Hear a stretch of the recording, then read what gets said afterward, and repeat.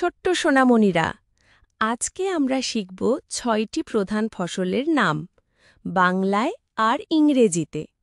চলো তাহলে শুরু করি। এই সোনালি রঙের দানাদার ফসলটি হল ধান। ইংরেজিতে বলা হয় রাইস। রাইস মানে ধান। এই গমের মতো দেখতে শক্ত দানাটি হল গম। ইংরেজিতে বলা হয় হুইট। হুইট মানে গম। এই গোল শক্ত কন্দ ফসলটি হল আলু। ইংরেজিতে বলা হয় পোটেটো। পোটেটো মানে আলু।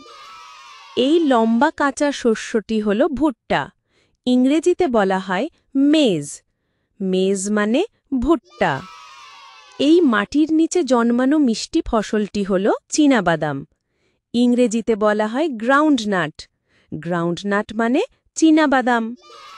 এই ছোট বাদামি রঙের ডাল জাতীয় ফসলটি হল মুসুর। ইংরেজিতে বলা হয় লেন্টিল। লেন্টিল মানে মুসুর। আবার দেখা হবে পরের ভিডিওতে। ততক্ষণ ভালো থেকো। টাটা।